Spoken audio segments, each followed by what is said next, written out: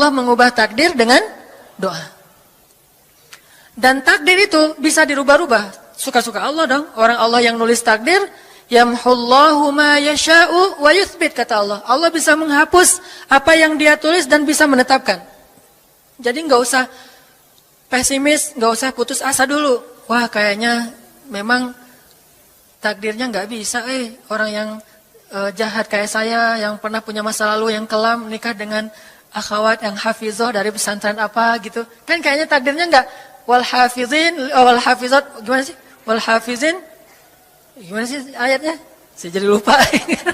Orang yang soleh, orang yang menjaga diri dengan orang yang menjaga diri, orang yang soleh dengan orang yang soleh. At-thayyibin lit-thayyibat, maaf. At-thayyibin lit-thayyibat. Orang yang baik ketemu orang yang baik. Tapi kan saya mah orangnya udah keburu nggak baik duluan. Sekarang lagi belajar jadi orang baik tapi belum baik-baik amat. Sedangkan dia mah udah terpelihara dari dulu. Kayaknya kita mah nggak sekufu, nggak selevel, beda dunia. Yang satu dunia putih, satu dunia hitam. Ini gimana nih nggak ketemu nih? Takdirnya mungkin kita emang nggak layak untuk dia. Tetapi dengan doa Allah Subhanahu Wa Taala berkuasa untuk mengganti takdir.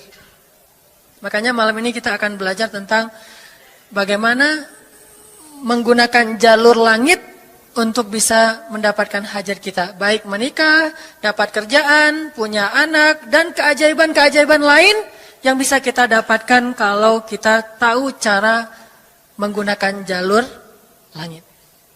Sebelum kita masuk materi itu, yuk kita tilawah bareng-bareng ayat yang standar lah tentang doa. Udah pada tahu kan? Silakan dibuka.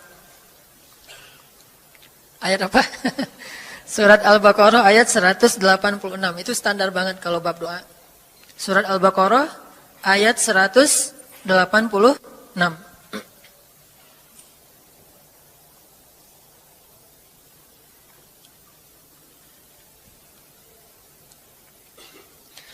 A'udzu billahi minasy syaithanir rajim.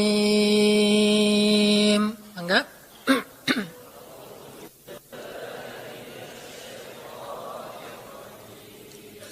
Bismillahirrahmanirrahim.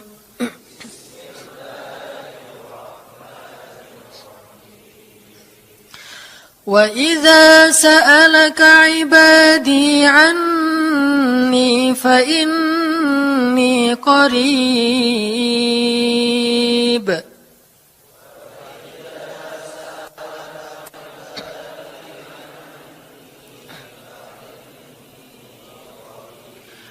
Ujibu da'watad da'i idza da'an.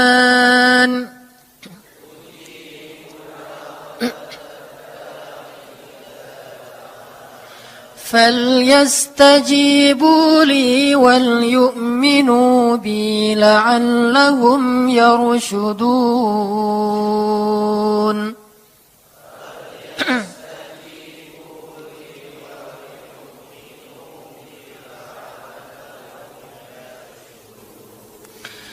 Dan apabila hamba-hambaku bertanya kepadamu tentang aku, maka jawablah bahwasanya aku dekat. Aku mengabulkan permohonan orang-orang yang berdoa kepadaku apabila dia memohon kepadaku. Maka hendaklah mereka memenuhi segala seruanku dan hendaklah mereka beriman kepadaku agar mereka selalu berada dalam kebenaran. Shadaqallahul azim. Teman-teman yang dirahmati Allah Subhanahu wa taala, ayat ini adalah ayat kalau kita kasih judul ayat ini tuh janji Allah kepada orang yang berdoa. Janji Allah kepada orang yang berdoa. Makanya doa itu benar-benar senjata orang mukmin, melebihi senjata apapun yang dimiliki oleh seseorang. Paling dahsyat itu kalau punya doa. Jadi kalau orang yakin kepada Allah, maka dan keyakinan dia kepada Allah lebih besar daripada keyakinan dia kepada apapun, maka selama dia masih bisa berdoa kepada Allah, dia tenang. Ada masalah dikit, oh ilahi. Ada masalah dikit, ilahi. Ada masalah dikit, Rabbi. Terus saja. Ada masalah sepele apapun, minta ke Allah. Ada masalah apapun, minta ke Allah. Dan kata Nabi, janganlah kalian menjadi lemah dalam berdoa. Karena sesungguhnya tidak akan binasa seseorang selama dia masih berdoa kepada Allah. Itu hadis Nabi dari Aisyah. Janganlah kalian menjadi lemah dalam berdoa. Artinya jadi pundung, jadi putus asa dalam berdoa. Karena tidak akan binasa seseorang selama dia masih berdoa kepada Allah Subhanahu wa ta'ala. Jadi kalau kita masih terus mengharap dan meminta kepada Allah, kita nggak akan binasa. Kita nggak akan kalah. Kita nggak akan rugi. Dan kata para ulama, segala sesuatu di dunia ini akan pergi dan tidak kembali. Ini clue penting nih, bisa dicatat. Segala sesuatu di dunia ini akan pergi dan tidak akan kembali kecuali doa. Dia pergi dan dia pasti akan kembali. Segala sesuatu kalau udah pergi di dunia ini, nggak akan kembali lagi. Kalau pergi di sini maksudnya pergi kepada Allah. Tapi kalau doa pergi ke Allah, dia pasti akan balik lagi kepada yang meminta. Satu-satunya yang pergi ke Allah dan kembali di dunia ini hanyalah doa. Makanya ayat ini kalau kita kasih judul adalah janji Allah kepada hambanya yang berdoa. Allah berjanji, apa kata Allah? Inni qaribun. Aku itu dekat. Maksudnya nggak mungkin aku nggak dengar doa kalian. Begitu kita berdoa, kita pikir, Allah dengar nggak ya? Jangan-jangan kok doa saya belum diijabah, kayaknya Allah nggak dengar yang kemarin, saya harus keraskan lagi suara saya. Nggak, ini qarib, arti ini qarib, aku itu dengar banget apa yang kamu ucapkan. Nggak usah diucapkan, di dalam hati aja Allah udah dengar. Siapa yang pernah berdoa di dalam hati terus langsung Allah ijabah? Rasulullah. Coba teman-teman buka awal juz kedua. Ayat surat Al-Baqarah ayat 144. Itu gara-gara Nabi ada harapan di dalam hati tapi nggak berani ngomong gitu ke Allah. Cuma dipendam di dalam hati doang. Tapi langsung diijabah oleh Allah. Ayat surat Al-Baqarah ayat 144.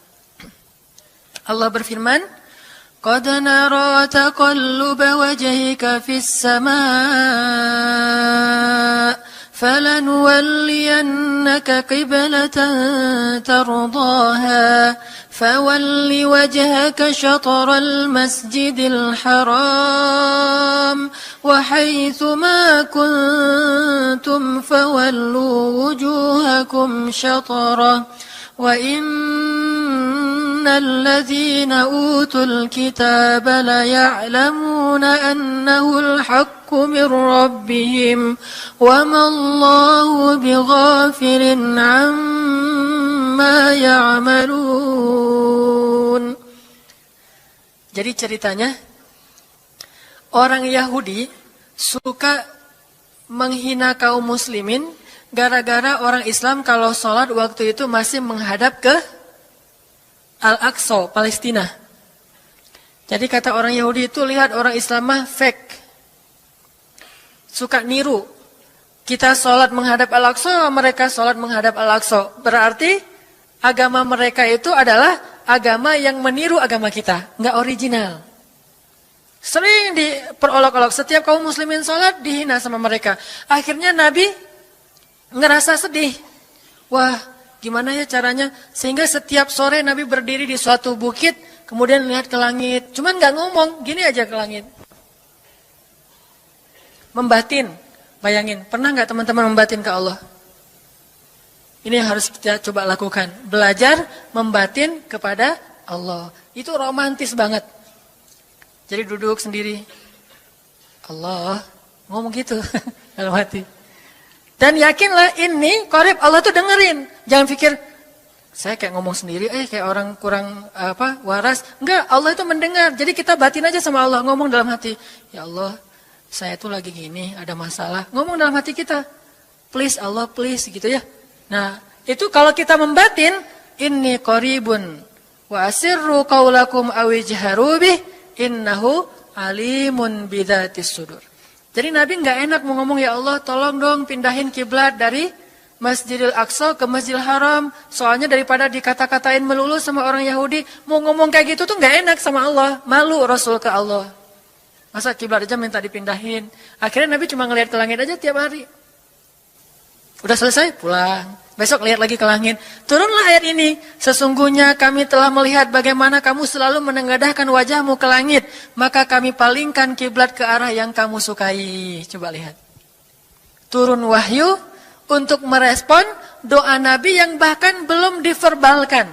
Belum diucapkan dengan kata-kata, tapi Allah udah ngerespon. Ini kan keajaiban doa nih. Cuman kita seringnya ngerasa udah minta berkali-kali kok nggak dikasih-kasih. Kita belajar sekarang. Rasul nggak usah minta pakai verbal, cuman membatin doang dalam hati, Allah udah ngasih. Pernah nggak teman-teman ngerasa kayak gitu? Ada kepengen sesuatu, tiba-tiba terwujud. Pernah kan? Tapi kepengennya yang baik-baik. Pengen misalnya, aduh, saya pengen banget umroh, cuman mau ngomong kayak gitu mah, saya mah orangnya kayaknya nggak mungkin bisa umroh kalau ngandalin harta.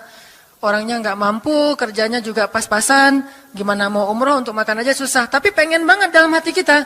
Dan itu rindunya tuh rindu banget. Setiap kali ngelihat video atau tayangan di TV tentang umroh dan haji, menitikkan air mata. Saking kangennya ke Baitullah. Allah tahu itu dalam hati kita. Tiba-tiba ada jalan. Ada aja jalannya. Dan bisa dikasih sedekah, bisa juga hadiah, bisa juga door prize, bisa juga macam-macam. Pokoknya ada jalan aja, tiba-tiba bisa umroh. Dan saya sering banget membawa orang umroh. Di antara jamaah itu selalu ada 1 atau 2 orang yang umrohnya itu miracle, keajaiban dari Allah. Ketika saya cari tahu alasannya apa, ternyata emang dia dari dulu pengen banget umroh. Cuman nggak bisa ngandelin hartanya, Allah kasih jalan yang lain. Bukankah Allah itu memampukan yang diundang, bukan mengundang yang mampu? Kan itu yang sering kita dengar kan? Allah tidak mengundang yang mampu, tetapi memampukan yang diundang. Kalau udah Allah undang, pasti mampu. Kalau Allah nggak ngundang, walaupun dia mampu, nggak akan bisa.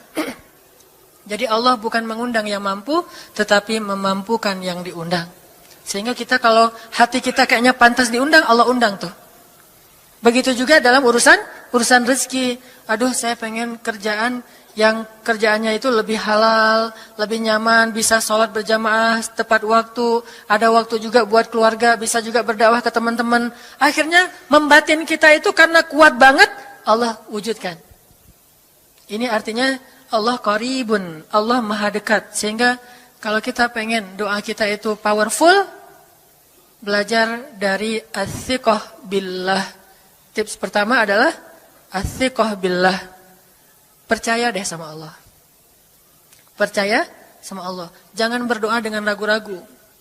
Kayak kita datang kepada seseorang untuk minjem duit, tapi kita ragu. Dia nih kayaknya orangnya susah kalau dipinjemin. Kalau minta dipinjemin gitu. Ini saya lagi ada masalah dikit nih. Boleh minta bantu nggak? Apa? Gimana ya ngomongnya? Susah ngomongnya tuh ragu-ragu gitu kan ya. Akhirnya kita ngomongnya tuh nggak enak, nggak nyaman, membuat dia juga ngasih ke kita juga ragu-ragu. Akhirnya nggak nyaman tuh hubungan kita sama dia. Tapi kalau kita yakin banget sama dia orangnya baik, kalaupun dia nggak ngasih dengan cara yang kita minta, kita yakin bahwa dia tuh pasti akan nolong kita. Sehingga kita akan curhat masalah kita itu dengan tulus. Bahwa kita punya masalah kayak gini-gini, bukannya kita mau minta-minta, cuman sifat dari manusia itu saling tolong-menolong, kita beritahu masalah kita. Dan kita yakin dia pasti akan nolong kita. Kalau nggak bisa ngasih duit, dia akan minta tolong kepada orang lain yang mungkin bisa membantu kita. Dia akan ngasih link. Dia akan memediasikan kita. Oh, aduh maaf ya saya juga lagi, sekarang lagi butuh uang. Ini lagi nabung-nabung juga. Sama, kita mah lagi sama-sama pengen hijrah status. Cuman, nih saya kenal ada temen nih yang dia alhamdulillah orangnya tuh suka banget bantu orang lain. Mungkin saya bisa merekomendasikan, saya bisa bantu kamu, ayo kita jalan bareng ngomong sama temennya. Pokoknya kita yakin dia bisa nolong. Nah kalau kita yakin, percaya sama Allah, Allah itu gak butuh perantara. Allah bisa nolong kita dengan cara apapun. Walaupun takdirnya udah ditulis, kamu tuh gak akan punya istri sampai meninggal dunia. Ya Allah masa gitu sih, gak akan punya istri. Ya Allah, tapi gimana masa saya mau hidup sendiri terus, kamu gak akan punya istri kata malaikat teh.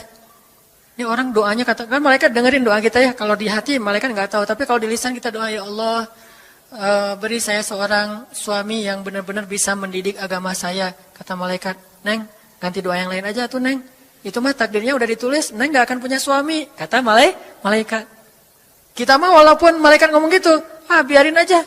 Ya Allah, Engkau Maha Rahman, Maha Wadud, Engkau bisa mengubah takdir. Kata malaikat, ya juga sih. Cuman takdirnya udah ditulis Neng.